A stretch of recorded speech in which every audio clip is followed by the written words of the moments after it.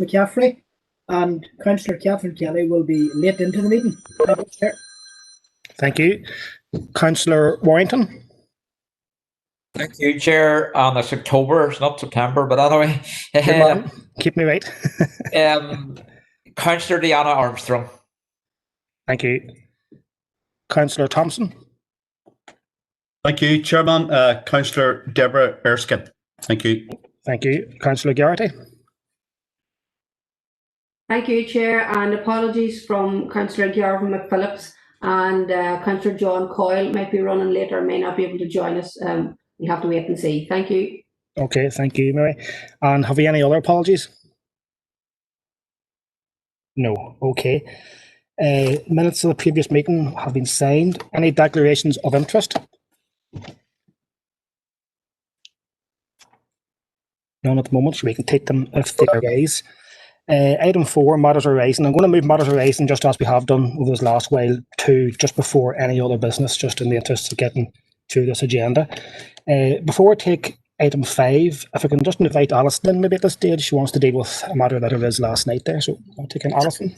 Yeah, thank you very much, Chair. Chair, we have emailed members to this effect, but we were requested to review the schedule to see if an additional meeting could be accommodated for a reconvened Regeneration and Community Committee. So we have identified 3:30 p.m. on Monday the 19th. That would mean the postponement of the informal briefing for members on the Ardone and also the informal meeting with development trusts, but the Brexit committee would convene as normal at 7 p.m. So just seeking members' formal approval to proceed on that basis, please, Chair. Thank you, Alison. Councillor Thompson. Thank you, Chairman, and thank you, Alison, for that. I think that sounds a very sensible recommendation, so I'm prepared to propose accordingly, Chairman. Thank you. And Councillor McElduff, you're content to second that? Yes, thanks very much. Thank you, Barry. Councillor O'Reilly. Thanks, Chair. Can I just inquire a little bit, because we, I'm sure my esteemed colleague Seamus will pop in here properly on this too. 3:30, we are not full-time councillors. We are part-time councillors, so some have to work, and I am lobbying on that.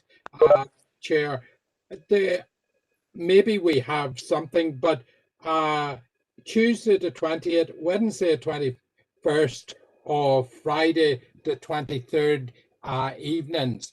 Can I ask Alison, are all of those 3 evenings taken up with council meetings? Yes, Chair, happy to respond. The answer is yes, Councillor. Tuesday evening is the Mid-South and West Growth Deal Steering Group. We have our planning committee at 2 p.m. on Wednesday, which is certainly likely to run for at least 4 to 4.5 hours. And the issue that we have is to allow the actions to be completed so that the minutes may be ratified at the council meeting in November. We were mindful, Chair, of the slot that's been identified. We were hopeful that maybe in the context of some of the restrictions which have been announced today, that members who may have some commitments may be freed up next week. We do just require a quorum of 10 members to allow the meeting to proceed. So it's either, if we don't proceed with that slot, Chair, it will just be included on our November Regeneration and Community Committee. Sorry, Chair, just on the Friday 23rd? Yes, Chair, you see, we would have to have the actions issued for those to be ratified to allow us to proceed with the minutes. So we have no capacity. We have meetings up until 6 p.m. on Friday the 23rd. Okay, and my last point, Chair, and I do appreciate that Alison is trying to work in a difficult situation there. The other question that I want to pose, Chair, is that Regeneration and Community Committee has and continues to have a very full agenda, and obviously too full an agenda to get through in a one sitting. Is there an opportunity here, Chair, to look at splitting this committee and making 2 committees here, as there's 2 directors coming into RNC, and being able to get through an agenda and being able to then action the matters that we're looking at, as opposed to where we are at the moment. Chair, members had previously requested that suggestion, and we will be reporting on that potential within the November report to this committee around the working groups and other structures. I would be mindful that the splitting of the committees would necessitate a further resource requirement, which I don't know if we will be able to accommodate, but certainly that is under active consideration, Chair, and we'll be reporting that back to you. Okay. Okay. Thank you, Thomas. Thanks, Alison, for that. Moving on into the Chief Executive Directorate report, item 5 is the Annual Equality Process Report 2019-20, paper A. We've got Margaret here if she any questions on that paper, and if not, can I take a proposer and seconder, please? Propose Stephen Bernice here. Thank you, Councillor Swift. I'll second that, Councillor Thompson, Chairman. Thank you, perfect. Thanks, Margaret. I know you're there somewhere. 5.2 is the minutes of the Mananoma Health and Social Care Services Group, which is before us for noting, paper B. I can take a proposer and second with note then, please. I'll propose Stephen Victor. Thank you. Thank you. And a seconder? Councillor Deehan, Chair. Thank you, Josephine. Chair, just before you move from that item, if I might advise members, we've received notification this evening from the Western Health and Social Care Trust that given the increasing emergency situation, they will not be able to attend next Tuesday's meeting. We have indications at this point that other invitees, including GP services, will be in attendance as planned. So we would be intending to proceed with the meeting on Tuesday, albeit without the Trust's attendance, Chair. Okay, thank you, Alison. Councillor Deehan, are you looking in there? Just your hand. No, just to. I think you're on mute there, Josephine. No, just to second the noting of the minutes, Chair. Okay, thank you. Perfect. And thanks for that update, Alison. Okay, so moving on to item 6. 6.1 is revised 2021 estimates of income and expenditure, paper C, and I'll just bring in Celine. It's paper C. Chair, members, you will recall that in February, at the special council meeting, we agreed the estimates, which includes the council's budget for expenditure. Okay, sorry, can you hear me? Yeah. We had advised council that in light of the COVID emergency that we then needed to revise the expenditure and income budgets within the council, and approval was given to undertake that process. The papers before you now show the outcome of that process, which includes a new budget for the year, but obviously with the proviso that it doesn't affect the rates estimate as well. So just to summarise the key points that are there, detailed at 2.5 and with reference to Appendix 1, the revised estimates show reductions in income and grant totalling £3,455,925, additional expenditure budgets required of £1,256,450, and then budget that has been released as it's no longer required, or reductions in overheads, again due to the COVID impact, of £1,530,375. So overall, those adjustments amount to £3,182,000, and that then increases the council's net spend position to £39,325,000, or an increase of 8.8%. Against that, we were able to utilise some of a reserve that we established in the 1920 year as a COVID contingency reserve, and we're transferring £315,000 against that. We're also reviewing the capital plan for 2021. And then, as members are aware, and we have reported previously, we have received support from the Department from Communities in the amount of £1,798,040 so far, as well as furlough income in the region of 700,000, together with some additional rate support income of 364,000. So that increases the overall central government support figure for this year by 862 million to 5,915,685. We do continue to progress with additional claims for funding both with DAERA and with the Department for Communities, and our recommendation is that any further support received and not required in this year will be added to the COVID Contingency Reserve to assist with future recovery. In addition, then, we want to highlight just around the rate space that there is ongoing work and modelling with Land and Property Service. The estimates are based on a small reduction in the penny product, but there's still quite a number of factors to be addressed there through the outworking of the non-domestic revaluations. But again, if when those are all completed and the recoverables and appeals are dealt with, if there's any surplus in the actual penny product, we also would recommend that that is transferred to a general contingency reserve for COVID.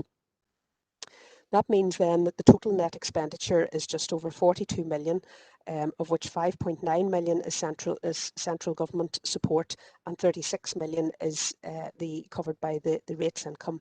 It means that these figures report a balance or a shortfall of £90,000, and that will be funded from the Council's general fund at this time, and that represents about 2% of the general fund, so it can be absorbed. If members are minded to approve these budgets, then we will resume then the normal financial reporting against service areas, and the recommendations then at section 8 are that the Council approves the revised estimates of income and expenditure for 2021 and approves the transfer to the Council's general contingency reserve of any further interventions, settlements or surplus generated that are not required in this financial year 2021. Okay, thank you, Celine. Councillor Irving. Thank you very much, Chair. Happy to propose the recommendations as outlined by Celine in the paper. Thank you. Well done, Celine. Good job. Keep it up. Thank you. Thank you, Robert. Councillor Anne-Marie Donnelly. Happy to second the recommendations, Chair. Thank you, Celine. Thank you, Anne-Marie.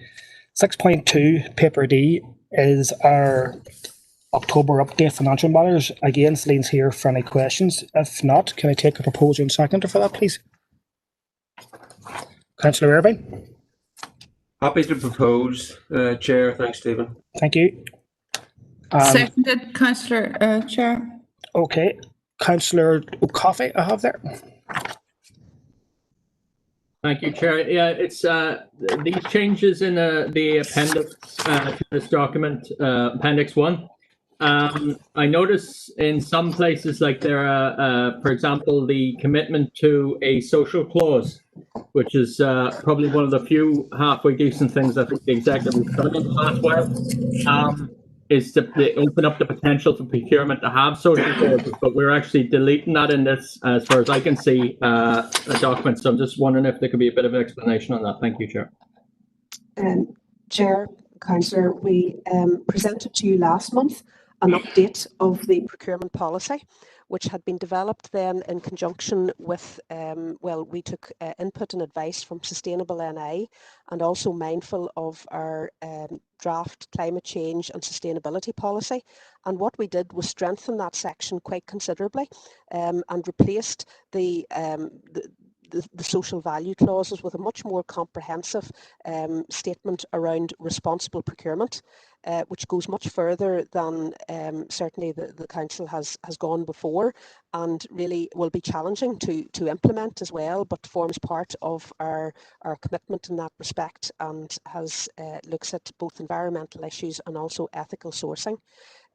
So I would I believe that we have actually strengthened that part of the particular report, and we've now reflected that procurement policy in our financial regulations in this document. Councillor Clark. Very briefly on that, Chair. Thank you. Yeah. The issue with regard to social clauses is that, for example, you can mandate the inclusion of so many long-term unemployed, or it's not simply restricted to like ethical sourcing or environmental protections, which are all of it were very important. But the idea of, say, for example, compelling a tender, someone submitting a tender to actually employ, long-term unemployed people, or various other things like that. Younger people, for example, maybe an apprenticeship levy sort of condition in there or whatever. I'm just wondering whether, yes, certainly that is allowable within the system, but what is to compel us to do this? This is really what the question is. Chair, again, I would refer to the procurement policy which was presented to last month, September 2020. And again, explain there are three pillars as identified at L6 of the financial regulations. The first one of those is social value, which does relate to employment of apprentices, local employment, and other interventions that can be included in tender documents to address that. But equally, the additions then is around environmental sustainability and ethical sourcing. In the policy itself, the aspiration and the objective is that 10% of our criteria in larger tenders would be allocated towards specifically social value criteria. So again, I suggest that we have addressed that quite significantly. Okay, thanks, Celine. Councillor Clark, Sean Clark, you looking in? No, Chair, there's only the second. Obviously, I didn't take down the hand, sorry. No problem. Thank you, Sean. And we're all agreed with that, yeah. Thank you. 6.3 then is the adoption of the minutes of the audit panel held on the 22nd of September 2020. I can take a proposer and seconder, please. Bernice here, propose that. Can you hear that? Second that, Councillor Blake. Okay, proposed Councillor Swift, seconded Councillor Blake. We're all agreed. Yeah, thank you. Okay, 6.4 is the update report on procurement and tenders, paper F. Again, folks, this is your normal update in terms of procurement. If there's nothing burning, can I take a proposer and seconder, please? Councillor Irvine. Happy to propose all the recommendations as listed. And Chair, sorry, Stephen, could I declare a declaration of interest under 6.7, item 2.4? It is monetary, but I'm taking no part in the decision. Okay, thank you. Okay, 6.7, 2.4, that's noted. Okay, Councillor Anne-Marie Donnelly. Happy to second the recommendations, Chair. Thank you. Thank you. Donald, Councillor Coffey. Thank you, Chair. Again, it's just in relation to the tender for New Carn Castle vegetation removal 2.1.5. I note that the estimate for that tender was £75,000, but the reality was it turned out to be £35,000. Now, it may be that we've achieved huge economies there, but I am concerned that that may reflect an inadequate protection to the structure there that may result in collapse potentially. So, can I have further clarification on that? Thank you, Chair. Yeah, thank you. Chair, members, so in relation to this is the first stage of removal. There's only a limited amount that we can do at this point in time because of the nesting seasons and other environmental issues as well that have to be taken into account. The removal that has now actually been completed, and this is reported for information, will, following on from that, there will be a specialist structural survey which is informed by a conservation architect which will assess the structure of the building and any issues related to that. During that process, we have had a conservation architect on call to advise on any matters around vegetation removal and how that has impacted on the building. So we are proceeding with a fair degree of caution, with appropriate expert advice and on a stage-by-stage basis. So I would expect that there will be further items here. And bear in mind, members, that this relates to very much a listed property and our responsibilities to maintain that listed property, which has not really had any expenditure on it in some considerable period of time. So, but we are mindful of all of the heritage aspects of the property and working to preserve those.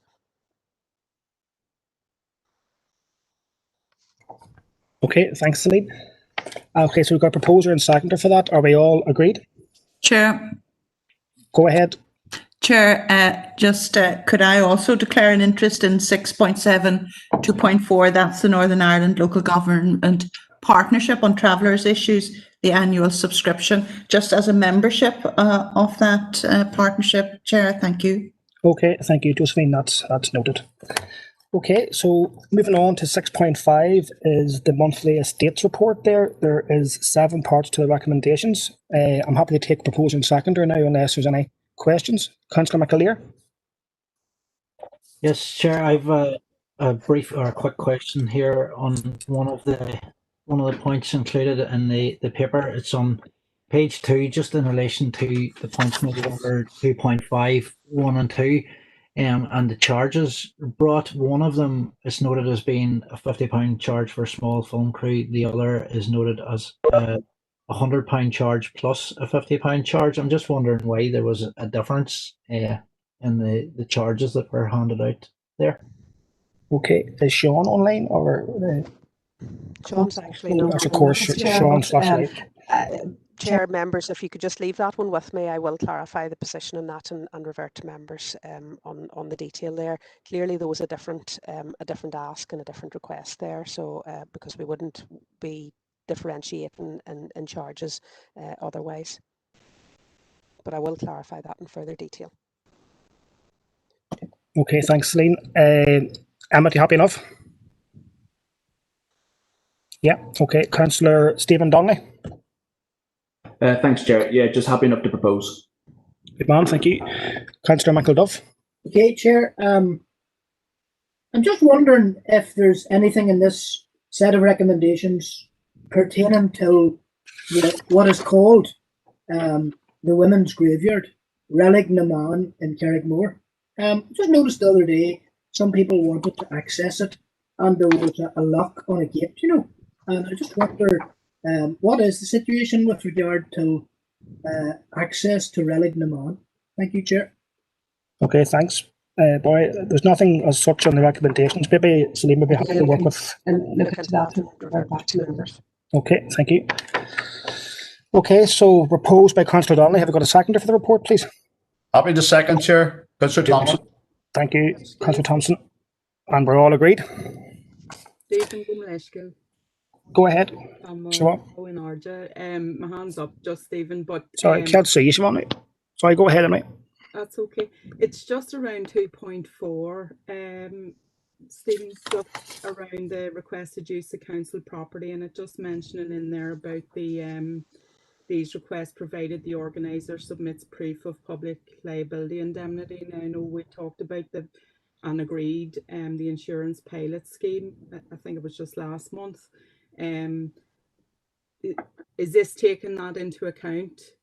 Because you know, community groups do need public liability insurance if they're dealing with members of the public, but if it's employees or voluntary members, then they wouldn't require that, and that was what we were talking about around the pilot project. So just a bit of clarification on that later, Holger. Okay, thank you, Siobhan. Chair, members, I can confirm that we have taken on board the implementation of the policy decision from last month. I have met with the staff who deal with this and deal with the insurance aspects. Suggestions come forward that we do provide or prepare some guidelines for around insurance for community groups. Obviously, we would be encouraging them to have insurance where that is feasible and appropriate, but we are working to draft some guidelines there, and again, those can be circulated to members again, and that's part of our implementation of the decision that's made. So yes, I can confirm that it would take into account the change to policy in respect of insurance indemnities for community organisations. Thank you. Okay, thanks, Celine. Councillor Deehan.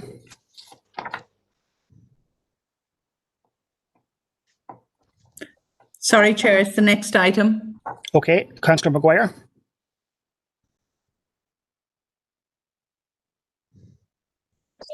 Sorry, Chair, I thought I had taken my hand down again, but just if I could declare the interest in the Northern Ireland Partnership for Travellers Issues funding. Okay, that's grand. Thank you, Tommy.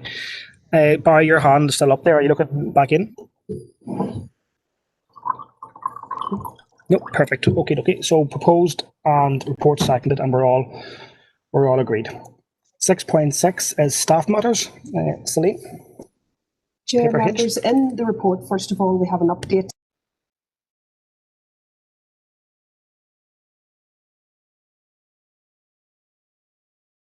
I think you're on mute, Celine. Chair, members, an update on the staffing status or situation in the context of the COVID situation, and really from the time of drafting the report we have a further update for you now, and it just shows you again how quickly things can change. We currently have 7 staff who've been confirmed positive with COVID, and we have 21 staff who are self-isolating because of different reasons. Of those, 7 are able to continue to work from home, and others then to a lesser degree. You'll appreciate that that's now sort of that's 28 staff in total that we have not available to services. So probably more so than in the early stages of the emergency, we are moving towards a situation that it may start to impact on our services in some areas, albeit that again we need to refactor now the announcements around restrictions of today and what that means for some of our facilities. But apart from that, you have the details there of staff working remotely, 20, working between on-site and off-site of 311. But again, obviously, we'll be reviewing that in the context of the revised restrictions. 419 staff working on-site. 46 staff not working on site or remotely, and that would include those on non-COVID sick leave and on other absence leave. We have 20 staff furloughed, which is a relatively low number overall, and we are certainly looking at flexible furlough for a short period of time around some other staff, perhaps in the leisure areas. Item 2.2 gives a report on our annual recognition event, which actually took place, hosted by the Chair and Vice Chair, and I will provide to members just an updated link that they can view that. It's about 40 minutes, half an hour, 40 minutes, so it's if you want to tune into that at a later point. And the rest of the information there, really, I suppose we can take as read. The local government training group on this, we have actually received a reduction on previous years' subscriptions. Hopefully not because there's less training, but maybe because that there's cost savings on the basis of virtual opportunities and other development and grant opportunities. We are asking there for your delegated authority on a rolling basis, provided that this continues to provide value for money and is within, I suppose, inflationary areas. But if there was any significant change to that, we would bring it back for your consideration. So the recommendations at point 8 is that the Council notes the COVID update and the further update, verbal update today, notes the arrangements for the recognition event and grants approval to the Chair for hosting some suitable Christmas event, taking into account the restrictions at that time. Notes the confirmation of the Nilgosh employer contribution rates for the period up to March 2023. Notes the local government mental health and wellbeing strategy and action plan, and then approves the annual subscription to the local government training group for 2021, delegates an approval on an ongoing basis as long as this continues to represent value for money. Okay, thanks for that, Celine. Councillor Deehan. Thank you, Chair, and thanks to Celine for her report. And could I send my good wishes to our staff who have contracted COVID. I certainly wish them well and a speedy recovery. I want to also make comment on the launch of the local government mental health strategy, Chair, and action plan. And I attended that launch on the 10th of September virtually, and it was extremely well received. I do think that it is a very welcome initiative on the part of local government, and I commend everyone involved in that and our own officers who will take these recommendations forward. So I do want to welcome that. So I'd like to propose to the report, Chair. Thank you. Okay, thank you, Councillor Deehan. Councillor Garrity. Thank you, Chair, and thanks, Stephen. And just to say thanks, Lee, for that update and the current update. The extra member there who is suffering from COVID, and like Councillor Deehan, I'm sure all of us wish them all well. But I just happy to second the report that we put on record to thank all our staff, especially in the front line and all of them. And through this pandemic, I've noticed the return of inquiries uber quick and fast from the top down. So I want to thank them personally for that. But I'm sure it's the same all over from other council members. But happy to second the report and thank you for the updates, Elaine. Thanks, Mary. Councillor Anthony Feely. Thank you, Cahirla. It's a different wee item. I was going to come on, Stevie, about a couple of emails I was getting from people that was employed with the council. Can I come in now or will I wait some other time? It's not really to do with this here, you know. Go ahead. Go ahead.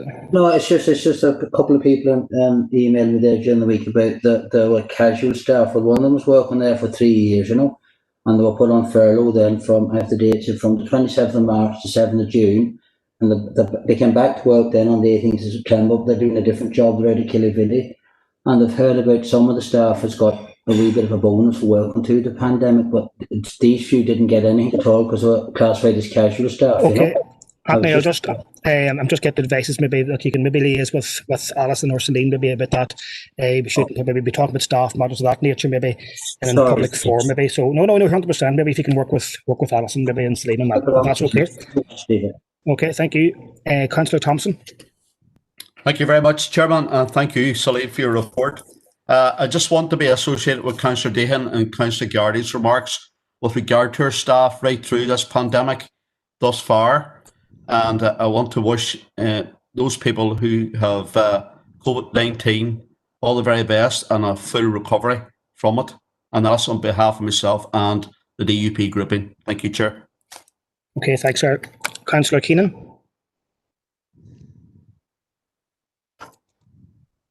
Hello, thank you, Chair. Just in relation to obviously the staff not going to have a Christmas event, would it be maybe an idea to give them maybe a bonus, as a lot of them work through the COVID event, like a Christmas bonus instead of the party night? Okay, should we note that? Chair, I'm happy to provide an update on that to all members. So just clarify all the details and issue something on that. Okay, thank you. Councillor Stephen Donnelly. Thanks. Thanks, Eamon. Thank you very much, Chair, and likewise I'd want to be associated with the comments around wishing well those who have contracted positive over the last number of weeks amongst our staff. I'm happy to take your guidance on this, Chair, but it is a staffing matter. Obviously today we've had the announcement around the restrictions that are going to be in place for gyms with respect to just individual training, and I'd just be curious if there's been any preliminary thinking yet amongst our own kind of council around how that's going to apply to our leisure facilities, because I would presume that in practice that those restrictions on gyms would apply to our leisure facilities, and that would have an impact on our own staffing. So just kind of curious if there's been any thinking done in that regard yet. Okay. Celine, do you want to touch on that now? Maybe bring that back maybe, or if Alison's available maybe? Yes, certainly, Chair. We have been giving it, just as Councillor Donnelly's indicated, preliminary thinking. We're still waiting to see the final detail, but our understanding is that gyms are allowed to remain open for individual training only.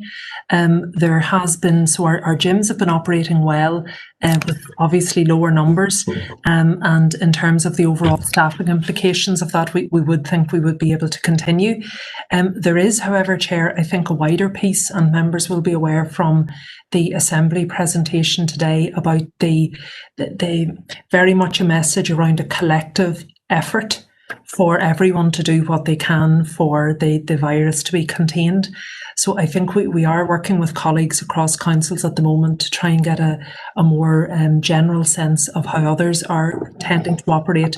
But at this stage, we would be planning to continue operating our gyms for as long as the public health guidance and our own health and safety arrangements would allow. Okay, thanks. Thank you, Alison. Councillor McElduff. Yep. Just on behalf of the Sinn Féin group, to wish every safety and best health in the time ahead to all our staff, and to congratulate the staff for keeping the show on the road and for their hard work and endeavour. It's definitely appreciated by us councillors. Thank you, Chair. Thanks, Brian. And Councillor Warrington. Yeah, well, just to be associated with the other comments on our staff, and certainly on the staff that have unfortunately contracted COVID, wish them all the best and a speedy recovery. Thank you, Stephen. Okay, thank you, Victor. And I suppose as chair of this committee, I also want to be associated with them remarks and wish them all a very speedy and full recovery.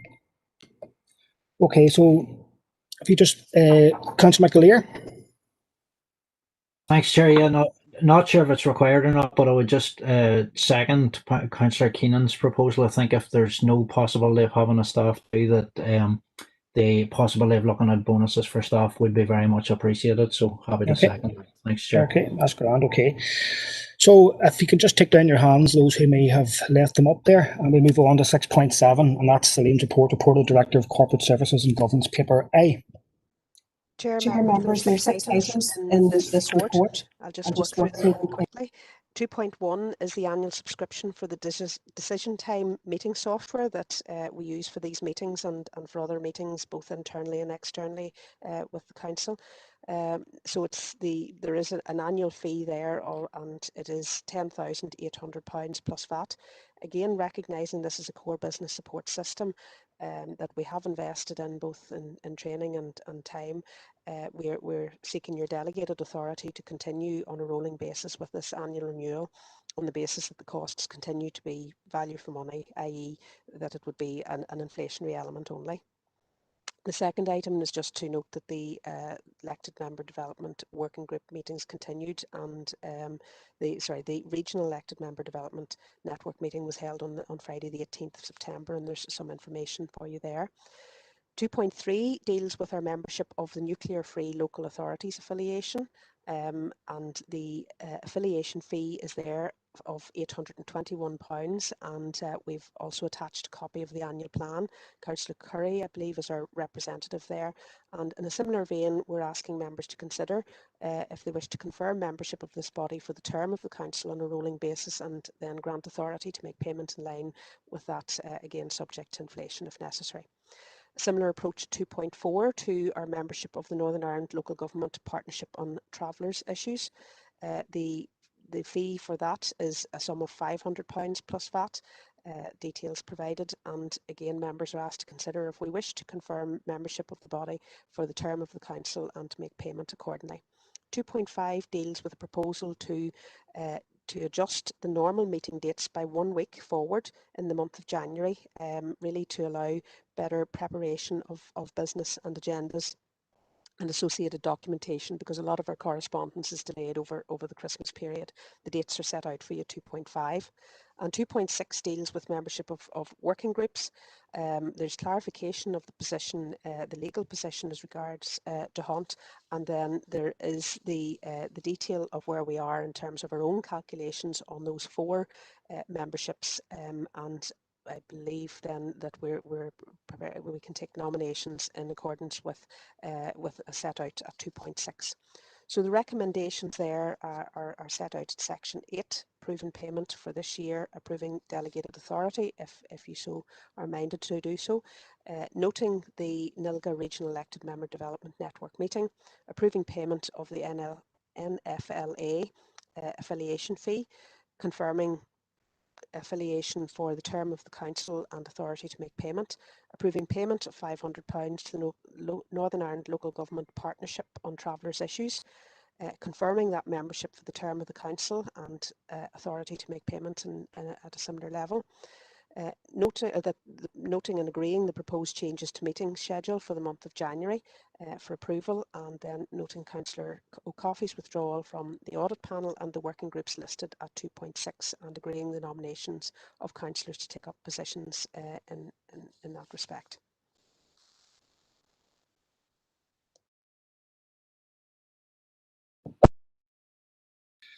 Muted there, Councillor Curry.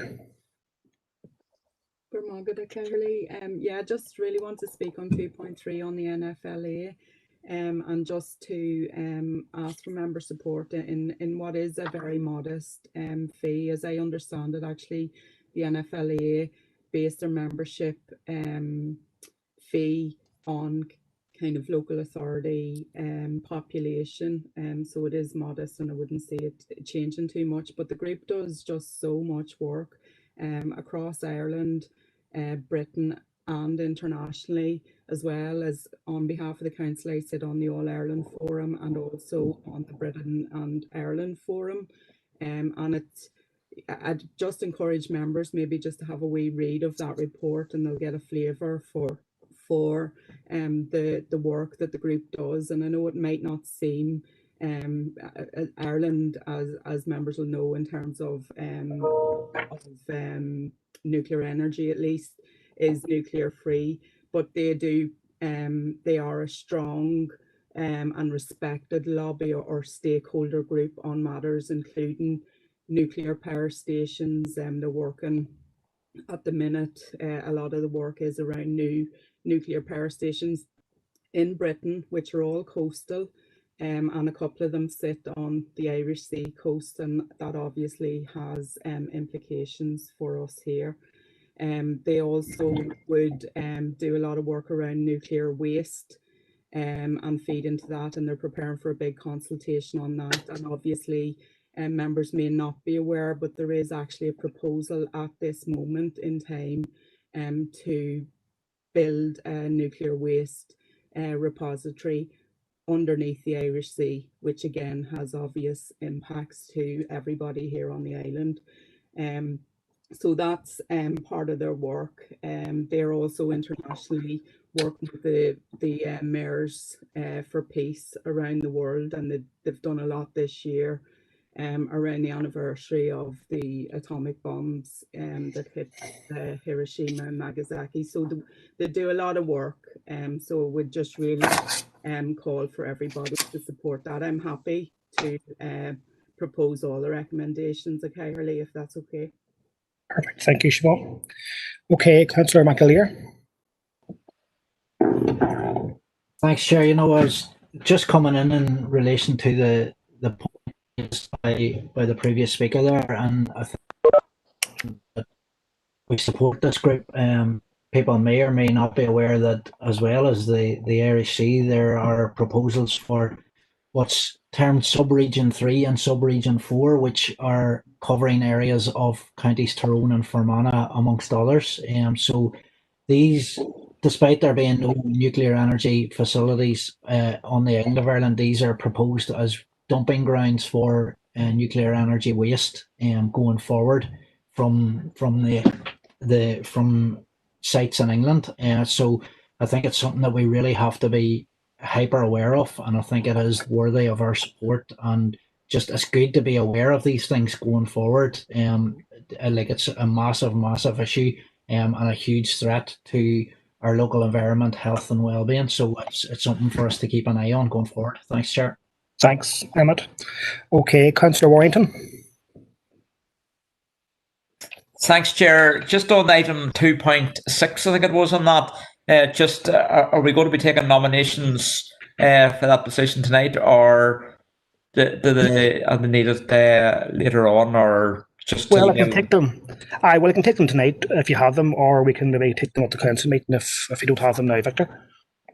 Right. Well, sure. We'll leave it then. We'll leave it then to the council meeting if you're happy enough with that. If everybody's leaving them, then that's okay. Thank you. Okay, I'll just look to the other parties here just for guidance there, Barry. Okay, thank you, Chair. We do come prepared with nominations for position 45 and position 48.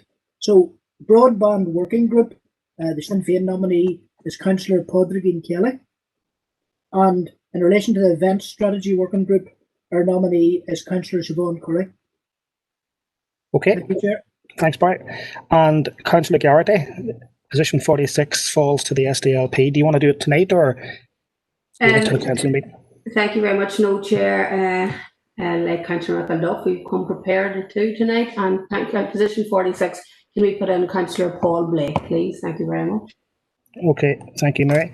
And we'll take the UUP nominations. Well, we do have our nomination. I was just wondering whether they've been taken tonight or whether they were going to be left over. So for position 47, we'll nominate Councillor Howard Thornton. Okay, perfect. Thank you. Okay, so that's that dealt with. Councillor Swift, I think, is up next. Yeah, just happy to second Councillor Curry's proposal, and I do appreciate the overview of the nuclear-free local authorities, and as other councillors have said, I think Emmett made the point as well as Siobhan about the seriousness of why we need to be very alert on all of these issues, and I thank Siobhan for her in-depth insight as well as to her participation and all of that. And it's good that we have a local voice on these boards also. So happy to second that. Gurmagat. Okay, thanks. That's the whole recommendations, Bernice. Happy to second? Yes, indeed, yes. Perfect. Okay, thank you. And Siobhan? Margaret, Carly, it's just very brief, and thank you for letting me back in. Just on the NFLA, they do actually provide at least twice weekly updates to myself, but I'm just wondering if the council are receiving those, and if they could be forwarded to members, and if not, I could do that, but could you advise what directorate or committee it comes under? Yeah, I'll just Chair, members, one suggestion would be that we could create a section on our minute pad on the document library there, and any material from this group, or indeed if there was anything additional relevant, then all members would have easy access to that. We did have to, well, we requested the programme of work that was outlined there, so I'm not clear that we do get the information on a weekly basis as you're describing, but if you were to send that through to Democratic Services, we could ensure that it was posted on in Minutepad and provide members with the reference to that. Good, Margaret, that's perfect. Thanks, Lee. Okay, thanks, Siobhan. Councillor Feely? No, sorry, Steve, you mistake there. I don't want to. Perfect, no bother. So proposed by Siobhan, recommendations seconded by Bernice, Councillor Swift, and we're all agreed. Yeah, perfect. Item 7 is correspondence. If I can just ask Alison there to take us through the next section. Thank you, Chair. Chair, the first item of correspondence is a conference notification to take place on the morning of Wednesday, the 18th of November, and it's part of the Policy Forum for Northern Ireland series, and it's entitled The Future for Northern Ireland Energy Policy. Members will have seen the detail of the programme, Chair, and the cost for attendance is £90. Oh, sorry, £190, beg your pardon. Okay. Councillor Thornton? Yes, Chair. I was just wondering, as an officer, to subscribe to that, if that's possible. Chair, we can certainly identify if there is someone available. I know our experience in the past with some of the Policy Forum events has been a little bit hit and miss in terms of the benefit of attendance, but we can review that. Yeah, I would propose that if it's possible that an officer is in on that, Chair. Okay. Councillor Garrity? Thank you, Chair. I was kind of happy to propose to note, but I'm happy to go behind the previous speaker there, and investigate an officer if there's any merit in it, but to move the item on. But thank you. So happy to say it. Yeah. Okay, perfect. And Councillor Michael Duff? Okay, just to maybe consult with my colleague this way here, Councillor Siobhan Curry would have an interest in this subject. So I'm wondering if Councillor Curry is available and in a position to attend this event. Thank you, Chair. Okay, Siobhan? Yes, I am, Gurmagat. I am available. I am interested. It covers as I said on that it would fit in nicely with. But I would be happy if there is an officer available to attend and report back. I'm equally happy with that. But if not, then I'd like to be considered for attendance. Gurmagat. Okay, thank you. Councillor McAleer?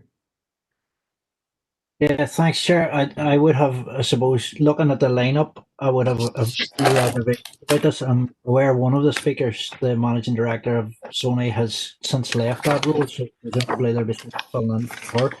But anytime I see a strategy for future energy supply, net zero, but I also see gas companies listed alongside them and other fossil fuels, I would just have my suspicions about what the actual motive behind that. So just maybe it isn't as nice and shiny as advertised. That would be my concern. Chair, thank you. Okay, that's noted.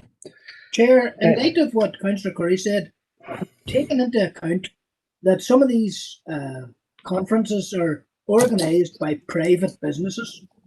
Essentially, some of these are private businesses. and this is how they generate. I would support Councillor Curry and the point she made that if we could nominate an officer to attend on our behalf and report back as to the value or otherwise of the exercise, and then that might determine our future relationship with that particular field. Thank you, Chair. Okay, bye. Thank you. Councillor Swift. Yes, Gurmagh here, look, I'm giving the commentary on it. Can I just go back to Alison, where she may have intimated about the usefulness of attending such a conference? I think you'd mentioned something, Alison, about attendance. So if it's not worthwhile, then we should reconsider. And I know Siobhan has an interest, as has Emmett, but if an officer was available, but it's not to offload onto somebody else, if it's not worthwhile, but just if we take Alison back in for further deliberation on that, Gurmagh. Yeah, certainly, Chair. Chair, the Policy Forum for Northern Ireland arrange events probably 3 or 4 times a month, maybe less now in the most recent past, given the COVID implications, on everything from planning or infrastructure development through to energy management. There would tend to be quite a strong focus on commercial and other companies, and certainly I've had the opportunity to both attend one in the past and to participate as a speaker in one. They were okay, but certainly I didn't think they added hugely to my understanding of the subject matter. That could have been my bad luck in the particular seminars that I chose, but we're very happy, Chair, to work to see if there is an officer available. But I think the headings here are relatively vague, and there's quite a disparate range of speakers, many of whom will be coming from their own very sectoral specific backgrounds. Yes, and that's what I had thought too, Peter. Look, a little bit big, and certainly we wouldn't want anybody going on a time-wasting session and just a talking shop for those promoting their own agendas, so to speak. So, given all that, Alison, I'm sure you'll come back to Councillor Curry and come to a sensible conclusion. Gurmagh. Okay, thank you, Bernice. Thanks, Alison. So we have a proposer and seconder that we would seek to send an officer, and there'll be liaison with Siobhan. So are we all agreed with that? Okay. Councillor Michael Duff, if you just check your hand there. 7.2, Alison. Yes, thank you, Chair. This is correspondence from NILGA, and it's really, I suppose, a summary from NILGA from their office bearers on the work that has been undertaken collectively around the sustainability of councillors and really setting out the stall for the next period of time. And attached to the letter, Chair, is a summary of the office bearer action notes. So it was requested that this be presented to a standing committee of the council, and this will be for members' information and requesting it be noted here. Okay, if I take a proposer and seconder for that, please, Councillor Garrity. Propose to note, Chairman. Thank you. Thank you. And Councillor Thompson. Second to note, Chairman. Thank you. Thank you. Okay. 7.3 is correspondence on the Western Trust, Alison. Yes, Chair, and it's just to advise firstly that we didn't receive a correspondence similar to this during the early days of the pandemic, but as members will have seen, this is really a request for council and others to see if there is any potential support within our own staff complement that we could reassign to the Western Trust. Chair, we're obviously considering, we're looking at it, working closely with the Trust, but we certainly haven't identified anyone at this point who would be freed up sufficiently to be assigned to that organisation. But as you'll have seen from the last line, the author is very content for this to be shared with members, and you may well have other networks to whom this could be circulated or at least communicated. Okay, Councillor Deehan. Yes, thank you. Thank you, Alison, for your report. I suppose it just demonstrates the seriousness of the situation that we face when we are having Teresa Malloy writing this letter to us. Now, I have no doubt that the council will do all that it can to identify appropriate support, but given Celine's earlier report, I'm not awfully optimistic that we will be able to help out. And I think that the best way that all of us can have of helping out is to try as far as possible to adhere strictly to the COVID restrictions and help prevent the spread of this virus. So I'm happy to propose that we note this correspondence, Chair. Thank you. Thanks, Josephine. Can I take a seconder, please? Second that, Bernice here. Thank you, Bernice, and we're all agreed. Okay, so I'm going to fall back now to matters arising from September's Policy and Resources meeting. If you want in, just give me a shout and we'll run through it page by page. So matters arising, page 1, page 2. Chair. Go ahead. Yeah, thank you, Chair. I was wondering, Chair, in reference to page 2, item 4.1, the meeting of the Northern Ireland Partnership Panel, which was scheduled, I believe, for the 16th of September. I wonder, did that meeting proceed? And if so, were there any notes from that meeting? Thank you, Chair.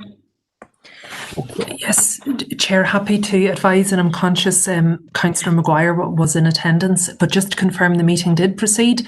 We had actually a very good attendance of ministers.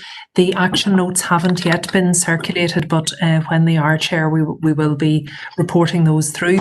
It was really, as members will recall from the September, I think it was the September report, it was really housekeeping meeting.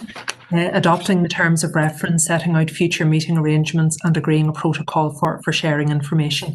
But it was certainly deemed to be quite effective, and the Minister had certainly set out her clear intention that the partnership panel would be a very valuable communication and engagement tool with local government, and did actually highlight the cooperation ongoing both in relation to COVID-19 and the financial sustainability of councils. Okay, Councillor Maguire. Just for information for all members, I did attend, as Chief Executive outlined. The usual format with ministers is that the questions are predetermined, and that was the case on the day. But I did go to the Chief Executive to get myself well informed of all the relevant issues for FODC in the event of a possible open forum. That opportunity did not arise, but I was prepared and well armed, and thanks to Alison for the information she provided. So we were armed and ready for any questions. I did ask a question, but obviously it was pre-scripted, and that was it. But I think the fact that the meeting has started again, I think that is the result, the best result on the, to report at this time. Thank you. Okay, thanks, Tommy. Okay, so page 3, page 4, 5, 6, 7, 8, 9, 10, 11. Page 10 there, Cahirla. Go ahead. Yeah, just very quickly. Just on 8.1, the last line of the first paragraph, I had talked about human rights training being arranged for members, and members are probably already aware of the appointment of new human rights commissioners that have been appointed by Brandon Lewis recently. There are 6 new part-time commissioners appointed, and I would now be requesting to have a virtual meeting on human rights with whoever of them would be available, discussing such issues as we've already talked about tonight, the COVID-19 pandemic, which is affecting every aspect of our lives, and indeed upcoming when the UK is about to leave the European Union. You will remember we had Brexit law in talking on many of the human rights issues, but it would be good to hear from the new human rights commissioners on these issues as well, because I strongly believe that securing the protection and promotion of human rights now, it's never been more important, and we must ensure that the scrutiny role of these new commissioners play during the time remains fundamental to our needs, particularly here in the border region I've been talking about. And I was thinking on that night as well of requesting our local Fermanagh man, Patrick Corrigan, who works for Amnesty International, at some point to also be invited for a virtual meeting. I appreciate time and availability of all these people, including our own members, is pretty scarce and scant, but whatever is suitable and possible, I would really like that to happen, so I'd make that as a proposal. Burma. Thank you, Bernice. Can I take a seconder for that? Chair, I'll second. Was that Councillor Deehan I heard there? Yeah, thank you, Chair. Okay, thank Thank you. you, Josephine. Okay, so that was page 10, page 11, page 12. Okay, so any urgent and relevant business then? So I have been notified of a few here, so I'll just take in the Chief Executive firstly. Sorry, Chair, I'm quite content for you to proceed with the other members, and I can come in at the end, Chair. Thank you. Okay, perfect. Okay, Councillor Michael Duff. Thank you, Chair. Chair, my item of urgent and relevant business relates to lands in the ownership of the council at the junction of Hamlet Road and Brookmount Road, Noma, Todd's Field, Play Park and Recreation Area. I'm trying to address the traffic, really big problem of traffic at St Connor's Primary School in the area of Oma at drop-off pickup points. And should a lorry come down or up that road at school pickup or collection time, the whole chaos. And guardians have to book their space, bag their space, possibly an hour before school ends, to be in a position to park close or middling close to the school itself. It's a well-known problem in Omanis. Anybody that travels the Hamlet Road or the Brookmount Road especially will be aware of this. And recently I organised a site meeting with DFI, with school authorities and with Council Environment and Place. And we think that we identified the concept of a solution, and it doesn't involve, for those that are familiar, it doesn't involve taking up space at the Brookmount Road side of Todd's Field where the gradient might be unsuitable, but it does involve perhaps at some point in the near future or future the leasing or disposal of land at the bottom of the large Todd's Field area, and it can be accommodated without having an undue effect on recreation or local amenity. So I would propose, Chair, that I think it's through Celine's directorate, that the council take a look at this possibility. I would praise soft measures that have been introduced by the school principal, Katrina McGettigan, at this time, to help traffic keep moving and for the safety of local people. But there's a massive problem where people in Lammy, and I know my own colleague, Councillor Fitzgerald, is very, very aware of this, where emergency workers and carers find it difficult to get into Lammy at a time of the day, and disabled parking bays are being abused and all that kind of thing. So I'm really proposing, Chair, that the council, through Celine, take a look at the possibility of a solution here where the council is a partner, but also that would involve trying to identify how this project might be funded in partnership with education authorities or other bodies. So I'd make that proposal, Chair. Thank you. Okay, Councillor Fitzgerald. Yes, thanks, Chair. Just coming in behind Barry there. I know Barry made a proposal and I'd like to second it. This has gone on for quite a time, and I was able to attend to one of those meetings, not the last one, but the first one that Barry had arranged. And the first one, as first ones do, with residents and all, like it's a wee bit quite irate, and everybody can see what the issue is. Nobody's coming up with the solutions at all. And I think with Barry, what he described the last meeting there, seems to be a wee bit more productive, and hopefully a solution can be got. It's absolutely chaotic, and that is a joint road from the Enniskillen Road right across over onto the New Great Northern Road, and I know that there's a lot of cut off traffic across there, and it's just by the grace of God that nobody's been seriously injured. A child hasn't been hurt or a car hasn't been badly damaged. It is that congestion. I think it's one of the worst places about the town.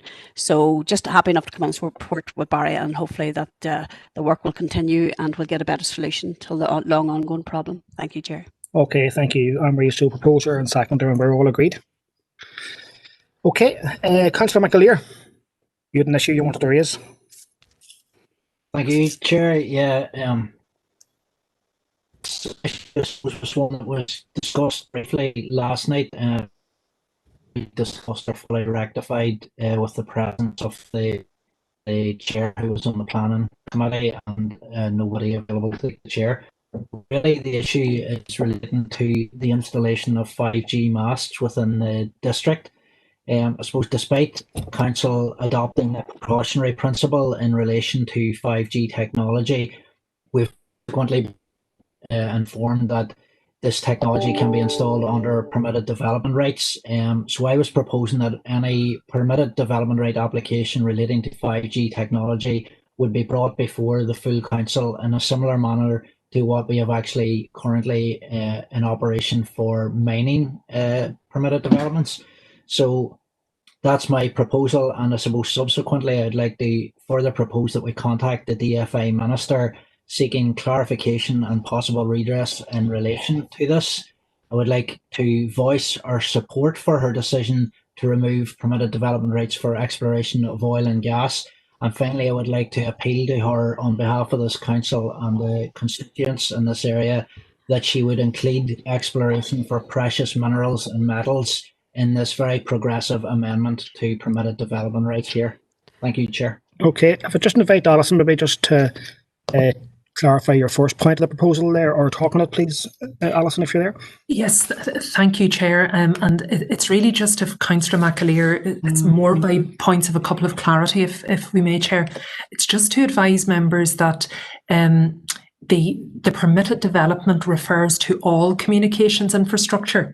So it doesn't differentiate between 5G and 4G. So while Councillor McAleer has specified the 5G obviously in his proposal, should members proceed on this basis, we would be bringing all such notifications to the council, and we wouldn't necessarily know which technology they were proposing, though we could seek to clarify it.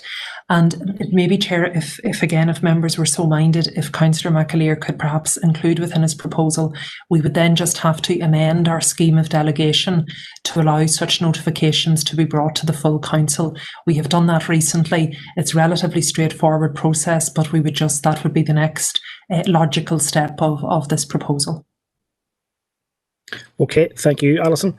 Councillor Keenan. Yeah, I'll be happy to second that proposal for Amateur, yeah. Okay, Councillor Irvine. Thanks, Chair. As stated last night, I have to declare an interest as Chair of Planning, and I will take no part in the discussion or the vote, just for note. And thank you, Stephen. Okay, thank you. Okay, Councillor Coffey. Yeah, thank you, Chair. I think the issue here is that we as a corporate body have adopted the position, which is clearly enunciated there by Councillor McAleer, that we need to apply the precautionary principle in relation to this new technology. And as has been indicated by Alison, effectively, the PDR, what has been revealed in the response obtained from our own enforcement officer, is that the permitted development rights allows anyone with a 4G transmitter or even any other form of transmitter to upgrade it to 5G under the permitted development rights loophole. And effectively, it makes a mockery of the position that we have adopted, which is that we will adopt the precautionary principle in terms of anything coming before. So I think it's absolutely vital that we have this mechanism, because otherwise it is going to cause a lot of it's just going to allow free reign, and there won't be any we won't be able to apply the precautionary principle. So thank you, Chair. Councillor Gannon. Thank you, Chair. Just before I speak fully on this, I have a quick question of clarity there. I've had two councillors of Coffey and McAleer mention the precautionary principle. I'm not sure what they're referring to or when we adopted such a stance. Now, we have had discussions beforehand, and I think Councillor McAleer said the previous that we had officially taken a sceptical position. I don't have recollection of that. Now, it's possible I could have missed it. If Alison could clarify that before I speak on the proposal. Yes, Chair. My recollection is this was primarily discussed in previous meetings of the Broadband Working Group, and the resolved position was that the Council would not participate in projects that had any 5G or associated technology. And in parallel with that, that we would be seeking independent advice, and Public Health England, members will recall, had recently undertaken some work on 5G. So my recollection is that the discussions were primarily related to potential projects that may have come into the council district. We had also been asked to clarify previously from the operators of their intention to roll out 5G, and our understanding from that correspondence, and certainly that's going back, I appreciate, a few months, Chair, was that there was no plans for deployment of 5G anywhere in Northern Ireland, with the exception of limited provision in Belfast, which wasn't clarified in the letter. So I think it was certainly communicated from the Broadband Working Group, and that was the resolved position following adoption of the minutes. But I do think it related to council projects as opposed to a wider policy position, Chair. Chair, if I could speak on that proposal then after that wee bit of clarity, if that's all right, Chair. Yeah, briefly, Adam, go ahead. Yeah, but I'll keep it very, very brief. Chair, the bringing of all of these mobile technologies to the council for consideration, that will be a lot. Well, I know we complain about mobile coverage, but that includes 3G, 4G, 2G mass broadband. We have long enough meetings as it is. We'll be there all day every month with the way with that. And you know, I actually take it as a positive that, you know, the minister is taking action to try and make it easier for broadband and mobile signal to be improved. It's something that we ask for repeatedly in this council. It's something that we advocate very strongly for.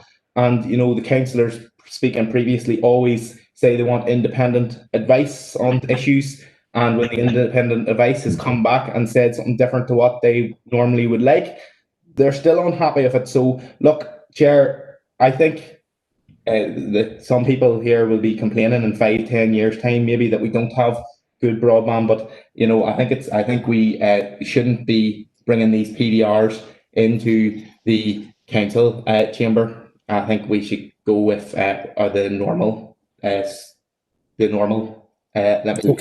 Yeah. Okay. Okay, Councillor Anne-Marie Donnelly. Thank you, Chair. I understand the proposal that Councillor McAleer is making, but can I suggest that we defer this to the head of planning so we can have more advice on this before we decide on how we should go with this proposal? I would even suggest that it is deferred back to the planning committee to consider, and then it'll come back before the council at a future date. Okay, thank you, Anne-Marie. That's probably a sensible way forward. Councillor Warrington. Thank you, Chair. Well, like Councillor Gannon, I certainly would not be in favour of bringing this every decision to the council. At the end of the day, as Councillor Gannon said, we're forever complaining about broadband. We're forever complaining about mobile phone signal, and you know, the people who want to put the barriers in the way are the people who are complaining about the service. So certainly, our party or myself will not be in agreement. Thank you. Okay, thank you, Victor. Councillor McAleer, briefly, please. Thanks, Chair, for letting me back in. Yeah, well, this is something, regardless of what Councillor Gannon or Councillor Warrington think, this is something that has been raised by a number of constituents of ours, and it was a position that was taken by Council previously. Now, perhaps they missed the meeting where the decision was taken, but it is something that has been agreed by Council. I don't see the necessity to look at every application for mobile phone coverage, although I'm certain that in this district, and given the problems we have, that wouldn't amount to very many in total anyway. I think the council officers are more than well equipped to deal with that. My proposal is specifically for 5G technology. So it's an issue that's been raised for a long time with me, and it's one that I want to see sorted to the benefit of the people of this area. And I don't think it's really going to benefit us any to defer the proposal. I think it's something that we should be able to discuss and to conclude tonight. Thank you, Chair. Okay, we've got a multitude of hands up here, folks. Can I ask you to be very brief, and then we're going to move on. Where are we now? Councillor Campbell? Sorry, apologise. Councillor Deehan? Yes, thank you, Chair. May I declare an interest as a member of the Planning Committee? Chair, thank you. Okay, Councillor Maguire? Similarly to the previous councillor, member of the Okay. planning committee, no, not taking part. And Councillor Campbell, you're the same probably. Harley, Michelle Foster, yeah, member. Okay. Good. Councillor Swift. Just very swiftly, and just maybe make comment on my perception of the remarks of Councillors Gannon and Warrington, where they talk about people constantly complaining. I'd like them to show some leadership and indeed respect, because we are speaking on behalf of our constituents on the issue of 5G, and it's an issue that I have been speaking on for quite a number of months, and it will only be with caution that I will be going forward in support of any such proposal.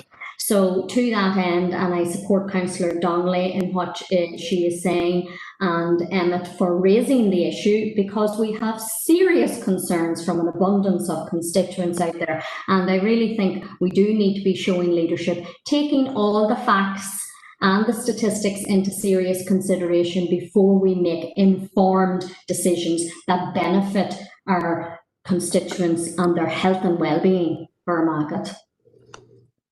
Thank you, Bernice. Councillor Thompson. Thank you, Chairman. Like others, I declare an interest as a member of the planning committee.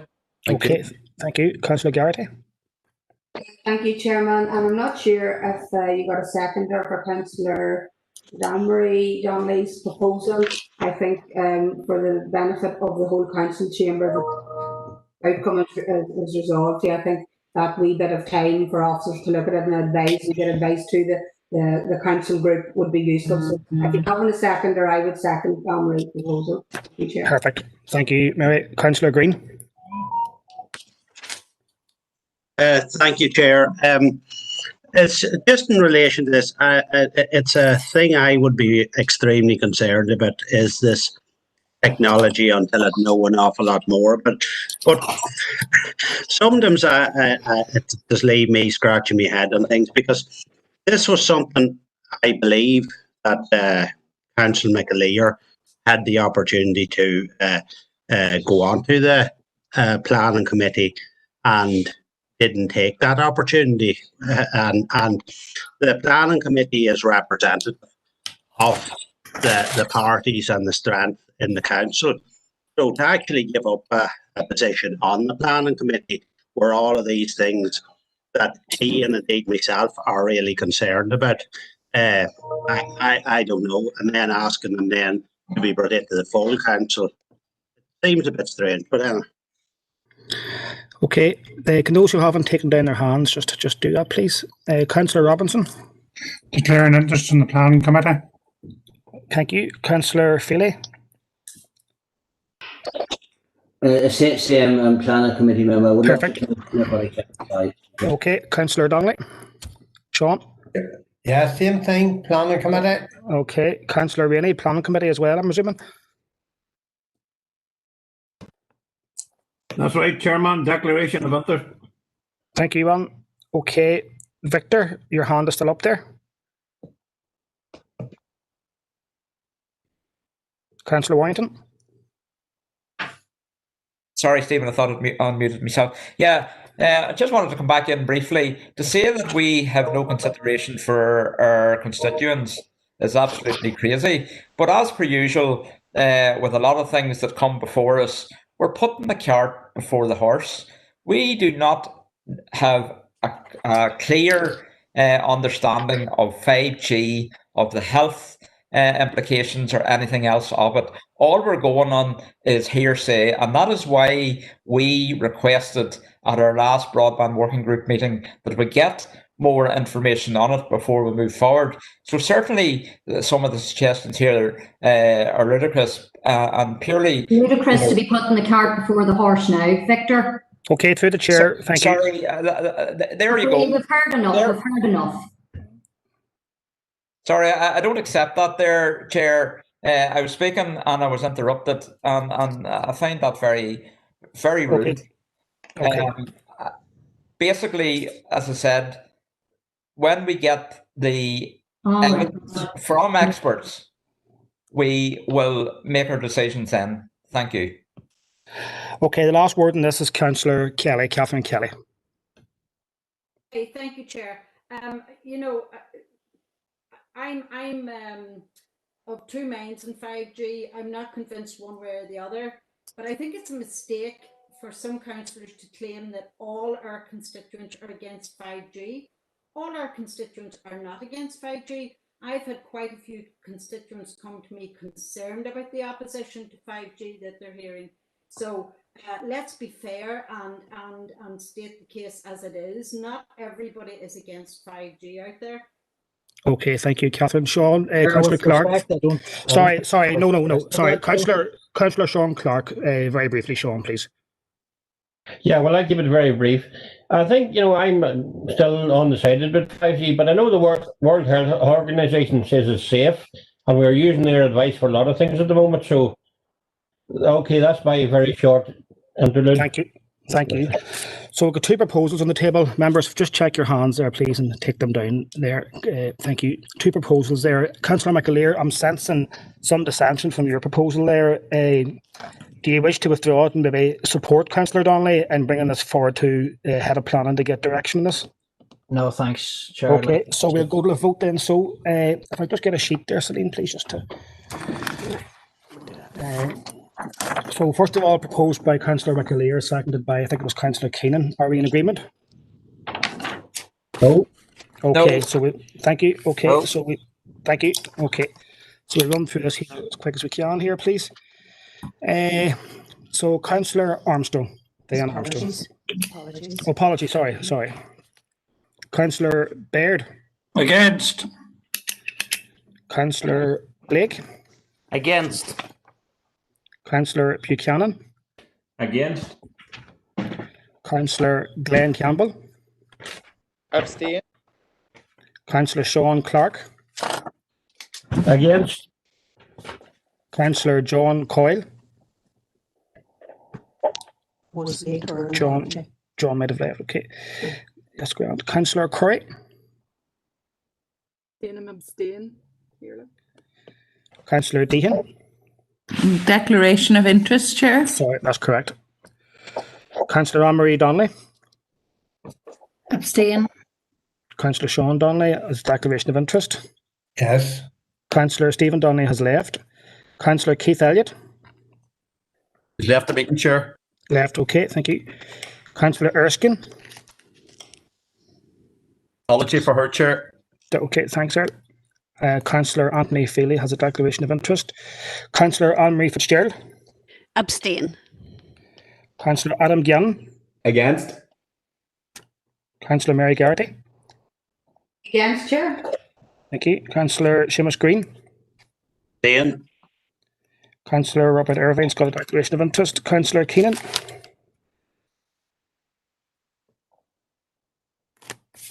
Eamon. Four. Councillor Catherine Kelly.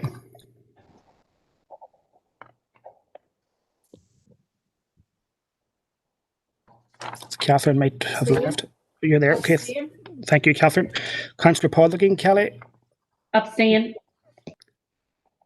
Councillor Tommy Maguire's declaration of interest. Councillor McAleer. 4. Councillor Chris McCaffrey. Apology, Chair. Apology, thank you. Councillor Stephen McCann, abstain. Councillor John McClaffrey. Against. Thank you. Councillor Michael Duff. Abstain. Tammy abstain. Thank you. Councillor McPhillips.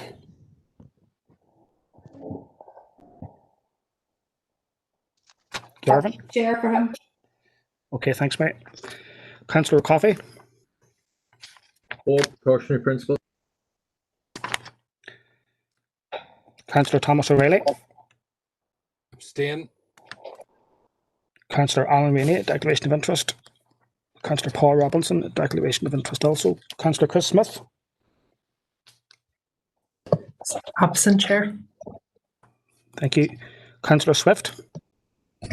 Abstain.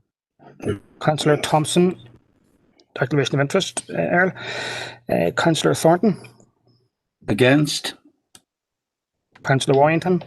Against. And Councillor Wilson. Against. Okay, so that falls. So Councillor Anne-Marie Donnelly proposed to defer this back to the head of planning for guidance. Are we all agreed? Okay, thank you. So moving on then, Sorry, Chair, could I just clarify that was two separate proposals, or is that treated as one? Just in terms of the first proposal being about the council dealing with permitted developments, the second proposal being contacting the minister? Okay, are we all agreed with that second aspect of the proposal? Chair, can we get clarity on what it is again? Thank you. Just clarify that, please, Emmett. Surely, yeah. So the second proposal is to contact the department or the minister for DFI for infrastructure, seeking clarification in relation to the splitting of 5G, 4G technologies in the area, to voice our support for her decision on the removal of permitted development rights for exploration for oil and gas, and to appeal to her to include exploration for precious metals and minerals in this progressive amendment to permitted development rights here. Are we agreed? No. Okay. Bear with me. Sure, can I ask the last vote, because we didn't get that, I'm afraid. Sorry, it wasn't recorded, Donal. Well, I can give it to you. The majority was, I think it was abstaining. Well, the votes was 3-4 and 10 against, with then a number of declaration of instruments. And okay. So moving on then, so to the second aspect of Emmett's proposal, Councillor Diana Armstrong is Is this one being recorded, Stephen? Was that what you asked for, Donal Coffey? No. Has anybody? I'll ask for this to be recorded for a maggot. Okay. Councillor Armstrong is not here. Councillor Baird. Against. Councillor Paul Blake. Against. Councillor Mark Buchanan. Against. Councillor Glenn Campbell. Declaration of interest. Okay. Sean Clark. Councillor Sean Clark. Abstain. Councillor John Coyle's not here. Councillor Curry. I'm abstain. Councillor Deehan is declaration of interest. Okay, thank you. Councillor Anne-Marie Donnelly. Abstain. Councillor Sean Donnelly. That's Sean, of course, yeah. Stephen Donnelly's left. Councillor Donnelly's left. Councillor Keith Elliott. Has left, okay. Councillor Erskine. Apologies. Councillor Feely is a declaration of interest. Councillor Anne-Marie Fitzgerald. Abstain. Councillor Gannon. Against. Councillor Garrity. Against, Chairman. Thank you. Councillor Green. Ian. Councillor Irvine, declaration of interest. Councillor Keenan.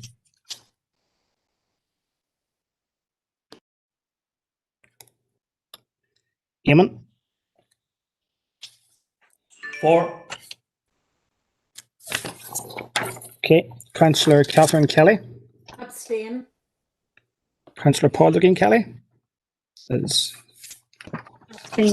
abstain. Councillor Maguire is declaration of interest. Councillor McAleer. 4. Shocking vote, does. Thank you, Emmett. That's quite suffice. Councillor McCaffrey, Chris. An apology. Councillor McCann, abstain. Councillor McClaughry. Again, against. Thank you. Councillor McElduff. Abstain. Tommy abstain. Okay, promoted. Councillor McPhillips. Apology from Garvin. Councillor O'Coffey. 4. Councillor O'Reilly. Abstain. Councillor Rainey. That's good declaration. Okay, and Councillor Paul Robinson's also. Yeah, Councillor Smith's not here. Councillor Billy Swift. 4. Councillor Thompson.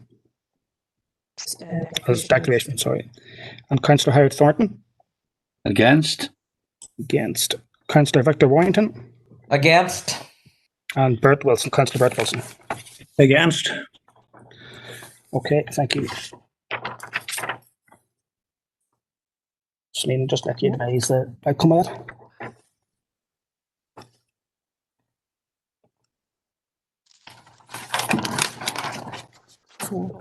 Okay, so 4 in favour, 9 against, and 10 abstentions. So that falls. So third proposal then was Councillor Anne-Marie's Donnelly proposal. Are we in agreement? Okay, I'll take that as agreed. Okay, thank you. Emmett, you had a second matter. Do you want to raise? Yeah, thank you, Chair. I'm just getting the time.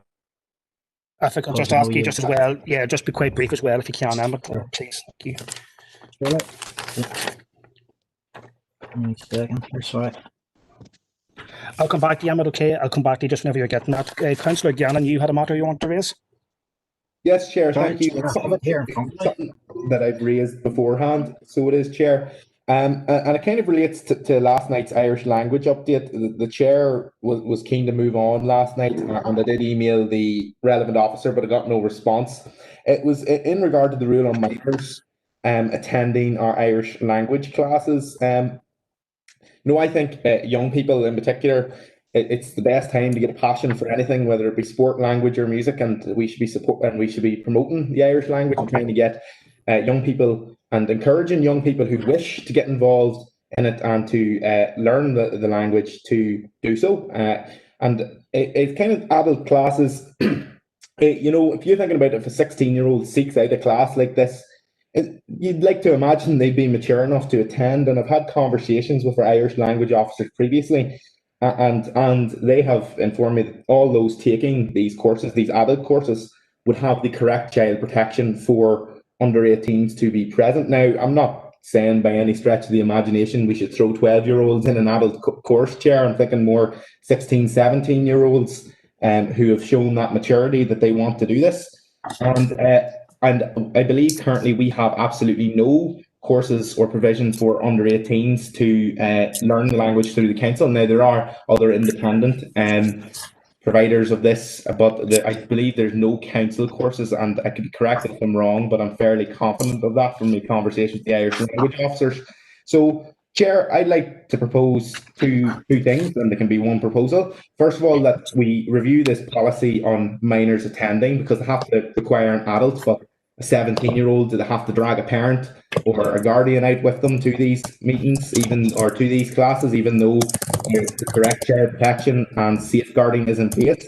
And so we review that policy to look to open it up, maybe just a couple of years down the line to maybe 16 years old. And but I'll defer to people who are more qualified knowledge on that. And also that in that proposal, can we scope the interest in classes for under 18s, maybe of different age groups as well? Okay. Don't provide it. It could be as simple as an online survey, share or Facebook poll or whatever, but that will be the proposal. Thank you. Okay. Alison, do you want to come in maybe in that matter? Thanks, Chair. It's really just by way of clarification, and I appreciate Councillor Gannon referenced it in his introductory comments, but we have an agreed approach from last night's meeting in relation to this matter, and the committee has adopted that approach. So really the appropriate juncture for this to be taken would be subsequently. We do make provision for those for underage students to participate, and that was clearly set out within the report. Now, certainly if there's an aspect around the scoping for further opportunities or classes, I think that's something that could be done. But I would suggest, Chair, that we would progress this now through our Irish language working group in the first instance. But we did have a substantive report on the matter last night. Okay, Adam, are you happy with that then? So that's the best direction to go. Yeah, Chair. I would have discussed this last night, but as I said, the Chair at the time was moving along, and I had my hand up at the time and wasn't took in. No problem. But given what has been said, and considering maybe the first part of that would be something for the Irish language working group to look to in future if they so wish, and then they can bring a report to council or whatever if it's going to be changed, and we stick with the current for now. But the second part of the proposal regarding the scope and interest for under 18s would still stand and can still be something that could be done because we don't have provision for that, Chair. Councillor Campbell, you don't have your hand maybe up from before. Councillor Kelly, Catherine Kelly, your hand's also up. Maybe from before. Councillor Siobhan Curry. Gormagat Cairley, Ivy Miller and Arja. It was around the actual second proposal there by Collier McAleer, and part of that proposal was looking for us to write a letter of congratulations to the minister. But I just think we just need to remind the council again that we had already done that. A proposal by my party colleague Anne-Marie Donnelly several months ago, which was ratified at council. We had already agreed, and that was the scheme of delegation was changed to reflect it around oil and gas PDRs, so that those would have been coming to our council anyway. Okay. So I just think going over this over and over again, I don't know what point he's trying to. Okay. Oh, well, okay. Oh, okay. Okay, Siobhan. Councillor Maguire. Well, really, Alison has already said what I was coming in to say to Councillor Gannon, what we proposed and put through last night, and the forming the working group should assist with all the issues that he raised, and hopefully we'll progress that. There has been quite a lot of engagement with our language officers in relation to the spreading and the promotion of the language through all age groups over the last few years, and there is annual reports from the Irish language officers that we do have that engagement with them. Perhaps Councillor Gannon missed that, but hopefully with the working group we'll progress all those issues. Councillor Sean Clark. Yeah, well, Chair, I suppose I know from personal experience that the council does take under 18s. So, well, Alison already clarified that, so really a lot of talk.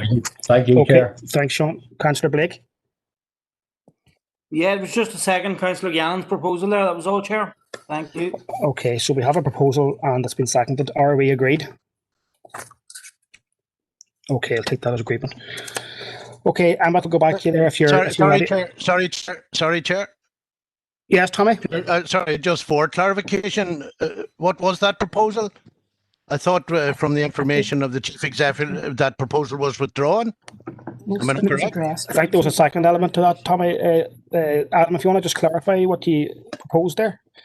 Yes, sorry, Chair. Obviously, there was two parts and I did change it on the Chief Executive points, and the points obviously Tommy raised were relevant there. It was just to get do kind of a scoping or an interest exercise in in getting a course set up for under 18s, and obviously the Irish Language Working Group can spearhead that, as has been mentioned. Thank you. Okay. Thank you. Sean, Paul and Tommy, if you can just take down your hands there, please. Okay, I'll move back to Emmett here. Emmett, you have a second piece. Go ahead. So, yeah, this is following on, I suppose, from the incident up in Boston, where we saw the horrific attacks on 5 women in around the university area up there. I would be proposing that the council responds to the as a matter of urgency, urging them to consider both misogyny and trans misogyny that be included as hate crimes as a recommendation of that review. So that's the proposal, thank you. Amended proposal you've requested before, Chair. Okay, thank you, Emmett, for that. Can I get a seconder for that, please, if we have one? I'll second that, Cahirla Garamagat. Okay, Councillor Swift. And are we all agreed? Supported, Chair, yep. Okay, thank you. Councillor, okay, who's that? Councillor Keenan?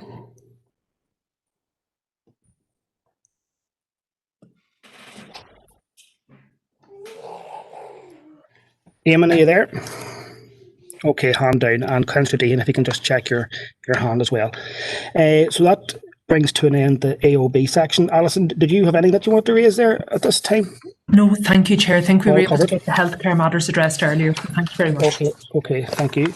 So we move on then, councillors, to part 2, confidential matters. If I can get a proposer and seconder to go into confidential matters, please. Proposed, Second. Okay. Councillor Thompson. I've got Councillor Anne-Marie Donnelly and Councillor Thompson.